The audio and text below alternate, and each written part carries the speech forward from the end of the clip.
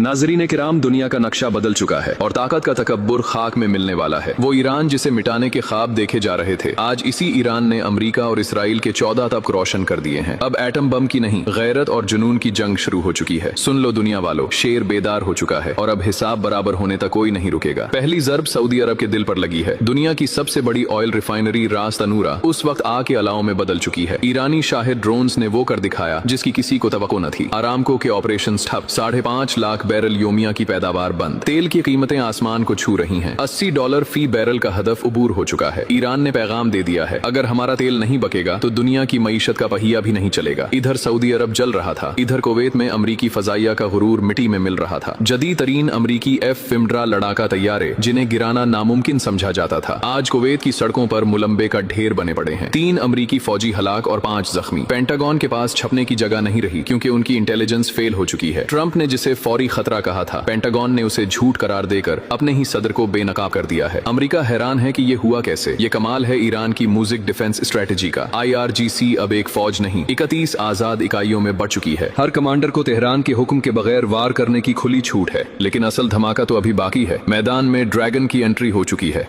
चीन का जदीद तरीन बहरी बेड़ा फौजियान खलीज फारस में दाखिल हो गया है। बीजिंग ने अमेरिका को रेड लाइन दिखा दी है। ईरान पर हमला, चीन पर हमला तस्वुर होगा। अमेरिका का फख्र USS अब्राहम लिंकन अब एक डूबता हुआ जहाज बन चुका है। रनवे तबाह, सप्लाई लाइनें कट गईं और जदीद तरीन स्टेल्थ तैयारे अब सिर्फ कचरा हैं। ईरानी मिसाइलों ने साबित कर दिया कि टेक्नोलॉजी ईमान का मुकाबला नहीं कर सकती। ये तीसरी आलमी जंग की पहली दस्तक है। अब फैसले वॉशिंगटन के बंद कमरों में नहीं बल्कि खलीज के गर्म समुद्रों में होंगे। ताकत का नशा हरण हो चुका, अब मजलूम का हाथ जालिम के गिरेबान तक पहुंच गया है। क्या ये अमेरिका के जवाल का आगाज है? अपनी राय कमेंट में दें और इस सच को दुनिया तक फैलाने के लिए वीडियो को लाइक और शेयर करें। तारीख का सबसे होलनाक हमला, 12 मिनट 600 मिसाइल। इजरायली वजीर आजम ऑफिस और फजाइया का हेडक्वार्टर खैबर शिकन मिसाइलों का निशाना। नेतन्याहू मुर्दार वासिल जहन्नम। यरूशलेम पोस्ट की तस्दीक, इसराइल के महफूज तरीन के लिए जमीन बोस। तल अबीब में सफे मातम। नाजरीन, अभी अभी वो खबर आ गई है जिसने पूरी दुनिया के ऐवानों में जलजला बपा कर दिया है। कुफ्र के गढ़ पर हक की वो बिजली गिरी है कि नेतन्याहू का नाम और निशान मिट गया। पासदारान इनकलाब ने इसराइल के सीने में वो खंजर घोंपा है जिसकी तड़प अपूरी सहूनी रियासत महसूस कर रही है। मगरिब की नमाज के फौरन बाद जब दुनिया खामोश थी, ईरान के मिसाइल यूनिट्स ने अल्लाहू अकबर की सदाओं के साथ 600 बैलिस्टिक मिसाइल फजा में बुलंद किए। सिर्फ 12 मिनट के अंदर इसराइल का डिफेंस सिस्टम आयरन डोम ताश के पतों की तरह बिखर गया। खैबर शिकन मिसाइलों ने सीधा नेतन्याहू के बेडरूम और फजाइया के कमांडर के हेडक्वार्टर को हट किया। यरूशलेम पोस्ट चीख चीख कर एतराफ कर रही है कि अब नेतन्याहू जिंदा है या मर गया, इसका जवाब किसी के पास नहीं है।